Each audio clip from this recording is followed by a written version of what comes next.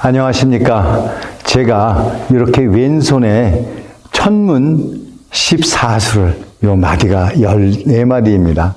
그리고 오른쪽에 14마디, 천문 28수, 즉 우주의 모든 기운을 담아서 여러분이 제 강의를 잘 청취해 주시기를 기대하면서 인사를 드렸습니다. 저는 세종 이도의 눈물, 저자 김헌균입니다. 자, 세종 이도의 눈물은 무슨 책이냐면요, 우리가 훈민정음 해례본이 우리 이 땅에 오셨을 때 그 해례본이 과연 오늘날까지 잘 전달이 되고 학교에서 교육이 되어 왔을까요? 그렇지 않죠. 그래서 오늘은 제가 큰 제목은 제 책을 소개하면서 세계의 모든 언어와 문자는 우리말에서 왔다라는 큰 제목을 가지고요. 오늘 첫 번째 시간으로는 훈민정음 해례와 동국정운, 그리고 우리가 흔히 불경에 많이 쓰이는 산스크리트어, 그리고 우리 선조들이 써왔던 가림토 문자, 이런 것들을 함께 비교하면서 여러분께 왜 훈민정음을 바르게 써야 좋은지를 제가 명확하게 알려드리는 시간을 갖도록 하겠습니다. 자, 그러면 강의에 들어가도록 하겠습니다.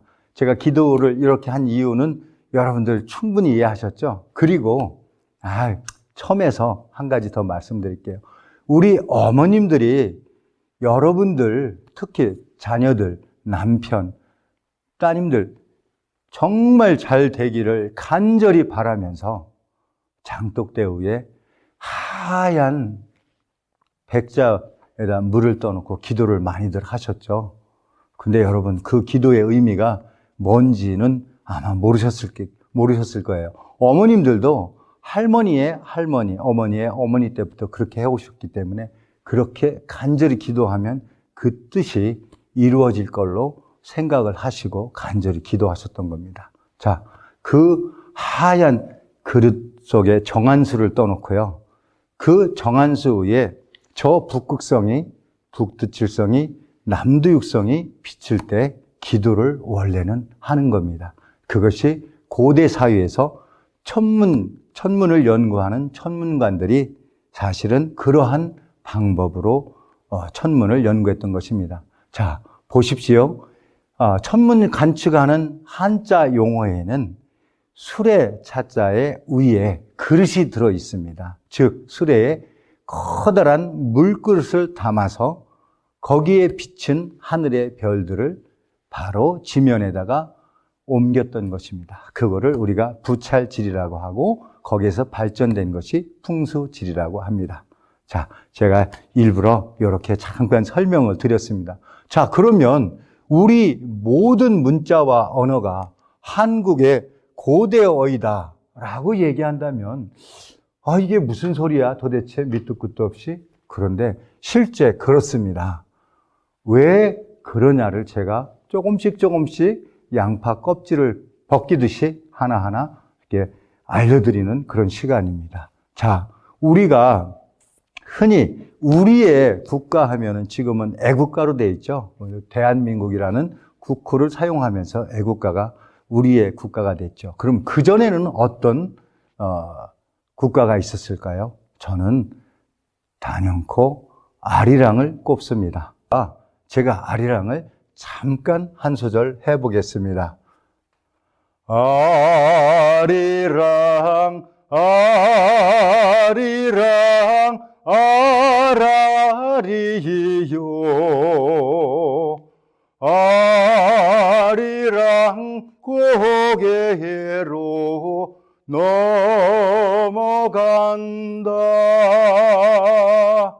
자, 이 아리랑은요, 어느 장소, 어느 나라, 어느 지구촌 어디에서 불러도요, 모든 사람들이 다 공감을 합니다. 왜 그럴까요?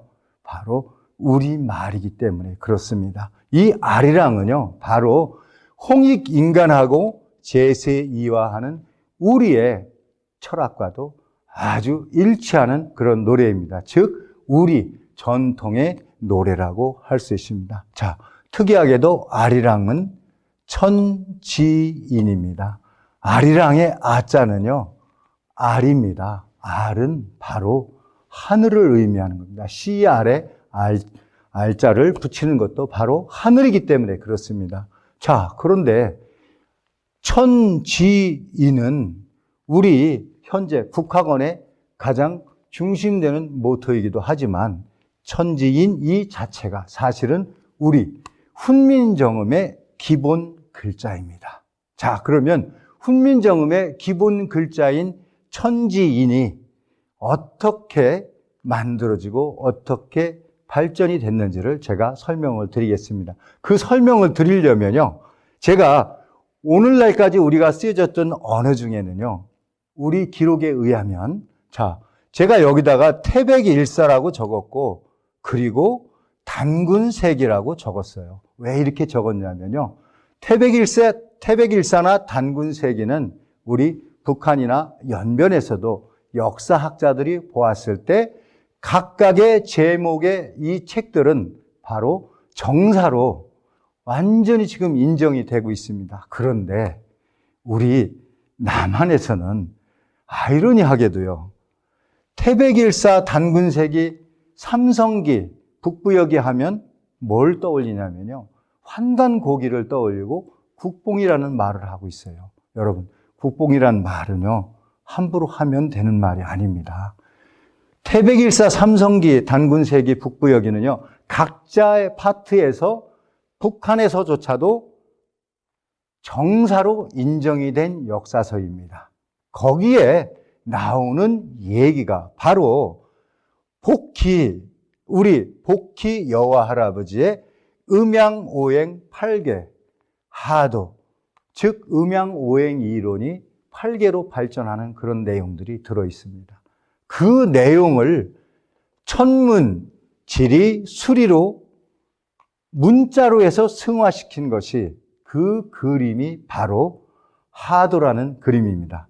그러면 여기에 지금 제가 이렇게 그림을 묘사를 했는데요, 이게 바로 여러분 하도입니다. 하도는 정식 명칭으로는 용마하도, 즉 물에서 몸은 말처럼 생겼고 머리는 용과 닮은 상서로운 그러한 짐승이 등에 이러한 그림을 지고 나왔다라고 해서 용마하도라고 읽었습니다. 그러면 용마하도를 지고 나왔다면, 그러면 용마하도를 지어진 우리의 조상들이 있었겠죠. 그러면 용마하도는 바로 복희 시대에 왔다면 우리의 환웅천왕 시대죠. 그렇다면 그 전의 역사가 뭐가 있었을까라고 저희가 한 번 더 생각을 해볼 수가 있습니다. 바로 환국이라고 해도 되죠. 환국에서 있었던 이론들이고 환국에서 관찰했던 천문이고 지리이고 수리이고 문자입니다. 제가 왜 이렇게 말씀을 드리냐면요, 우리 모든 상고사의 역사서에 보면은요, 태백일사에는 신시의 녹서가 있었다고 그러고 자부선생이 우서가 있었고요, 치우천왕의 화서가 있었고요, 복희의 용서, 그 다음에 단군세기에 신지문자라고 하는 문자가 있었다. 즉 3세 가륵단군 때 가림토 문자가 있었다라고 이렇게 소개가 되고 있습니다. 이 가림토 문자가 바로 저 물 건너에 외국에 가서는 신대문자로 발전이 되었다라고 합니다. 자, 그런데 이 가림토 문자에 대해서 얘기를 하면요, 훈민정음과 당연히 연계가 되어 있기 때문에 어떤 사람들이 반박을 하기 위해서 어떤 얘기를 제일 먼저 하냐면요, 그렇게 좋은 글씨가 있었는데 왜 그러면 1000년 전에, 600년 전에, 500년 전에 안 쓰다가 훈민정음이라고 세종대왕 때 쓰게 된 거야 라고 질문하시는 분이 있어요. 그분이요, 정확히 질문하신 거예요. 왜 그랬을까요? 자, 우리가 마고 율려시대, 태백일사에 나오는 신시시대에, 치우천왕시대에 과연 우리가 오늘날과 같은 세상이었을까요? 아닙니다. 그때는요, 제사장이 곧 정치를 했고요, 재정일치 시대였습니다. 그래서 문자는 아무나 함부로 사용할 수도 없었고 만약에 쓰게 되면 목숨을 앗아가는 그런 처벌을 받을 그런 시대였습니다. 성경이요. 최근에 와서 성경이 우리나라만큼 많이 알려진 데가 없죠. 그 성경도요. 과거에는 캐톨릭에서 일부 수녀들이 도대체 저 신부가 보는 책이 뭔가 하고 몰래 훔쳐봤다가 단두대에서 목이 잘리는 이런 처벌을 받은 예가 많이 있습니다. 즉 뭐냐? 이거는 신탁의 문자이고 권력층 최고의 전체 인원의 0.1%도 안 되는 권력층들, 기득권들만 사용하였던 문자였기 때문에 그랬습니다. 그래서 제가 훈민정음으로 하여 완벽하게 이치를 갖춘 것을 백성들께까지 전부 깨우치게 하신 세종대왕은 그야말로 우리 전체 역사를 돌이켜봤을 때 가장 민주적이고 가장 애민정신이 강한 그런 제왕이었다는 것을 제가 말씀을 드리는 겁니다. 오늘 제가 지금 강의하고 있는 이 단체, 바로 국학원이라는 단체입니다.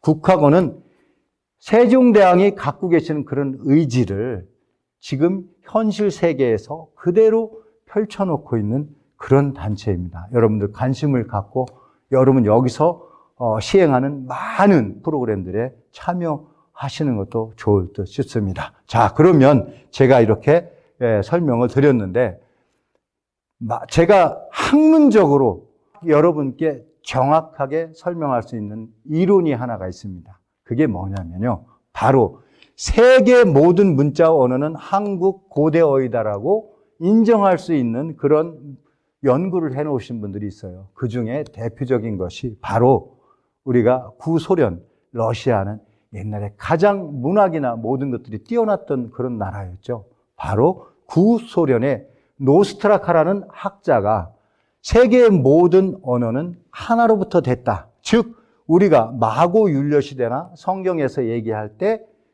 태초에 소리가 하나로 있었다라고 하는 얘기와 동일한 얘기입니다. 그게 바로 노스트라카 이론입니다. 사실은 노스트라카 이론이 우리 한국에는 잘 알려져 있지 않습니다. 제가 유튜브나 기타 제가 학술 단체 세미나를 할 때 한국어 어원 사전이라고 하는 이런 책을 소개를 합니다. 이 책이 바로 우리나라의 노스트라카 이론과 노스트라트 어원 여행이라는 책을 써내신 분인데 조영언이라는 분입니다. 저한테는 스승님이신데 이분이 41 되시던 해에 하늘이 필요해서 너무 일찍 데려가셨습니다. 만약에 그분이 계셨다면 제가 지금 이렇게 와서 강의하고 애쓰지 않아도 될 뻔했어요. 그분이 다 하시면 되고 저는 열심히 그분 지원하면 되는 거였는데 그분이 먼저 가시는 바람에 제가 나서서 지금 이렇게 하고 있습니다. 어떤 학자분들이나 역사학자분들이 한국어 어원사전이 우리나라에 하나도 존재 안 한다라고 아쉬워하면서 조영원 선생님에 대한 어원 연구를 다시 한번 재고를 해봐야 된다. 그분에 대해서 연구를 해야 된다라고 이렇게 또 강의를 하셨는데 한국 전통 가옥에 대해서 소개하신 김상일 교수님이 그런 말씀을 하셨더라고요. 유튜브에서 이 책을 찾고 싶은데 없다라고 그러면 사실 여기 있습니다. 이 책인데요. 이 책이 정말 사연이 많았어요. 그냥 간단하게 소개하면 이 책을 출판사에 의뢰해 놓고요. 책이 출판되기 전에 그만 조영원 선생님이 돌아가셨고 이 책이 너무 소중한 책이라는 걸 아셨던 편집국장님이요. 본인 사비로 해서 기본 100여 권 정도 만들었을까요? 그래서 그 조영원 선생님을 추모할 수 있는 분들한테 한 권씩 드렸고 그 중에 한 권이 저한테 왔는데 만약에 김상일 교수님 이 책을 진짜 재고를 한번 하시고 학문적으로 더 발전시키실 생각이 있으시다면 저한테 연락 주세요. 국학원을 통해서. 그러면 제가 교수님하고 이 책도 같이 한번 연구하고 사유를 해보도록 하겠습니다. 자, 이렇게 하면서 제가 그러면은 노스트라카 이론이 여기에 오롯이 녹아서 이 책 소개까지 했지 않습니까? 그러면 이제는 훈민정음에 대해서 이제 정확히 말씀드릴게요. 왜? 세계 모든 언어와 문자가 우리말에서 왔다는 것을 제가 큰 제목으로 했기 때문에 차차 시간 되는 대로 제가 여러분들과 공부를 할 테고요. 그러면 이 훈민정음이 세상에 나왔는데 과연 그럼 바로 쓰여졌을까요? 아니었죠. 우리 일제강점기에 일본 사람 그 서슬퍼런 그 감시에 간송 전영표 선생님이 이걸 감추고 계시다가 해방 직후에 내놓으셨어요. 그래서 제가 오늘 소제목으로 어떻게 냈냐면 훈민정음 해례가 발견되기 전과 훈민정음 해례가 발견된 후에 우리 국어학자들이 보는 견해라고 이렇게 제목을 정한 겁니다. 자, 해례 발견 이전에 있던 이론들이 어떤 이론들이 있냐? 제가 많이 예를 들죠. 바로 최세진 선생님의 훈몽자해, 그리고 영암 신경준 선생님의 신증유합, 그리고 남한에서는 우리 훈민정음으로 만들어진 가장 오래된 부무운중경 목판이 우리 바로 고향 아산 세심사라는 사찰에 있습니다. 그 다음에 불경 언해는 이제 간경도감을 통해서 8만 대장경을 전부 언해했는데 이런 것들이 바로 훈민정음 발견 이전입니다. 결국에는 어떤 결론이 나오냐면 1933년도에 조선 총독부 산하에 조선어학에서 한글 맞춤법 통일안이 이루어졌는데 결국엔 훈민정음을 보지 못하고 한 거기 때문에 그 학문이 오류가 있을 수밖에 없는 여건이었습니다. 해례본을 보고 하셨더라면 그때 다 수정이 되어지고 고쳐졌을 텐데 하는 안타까움입니다.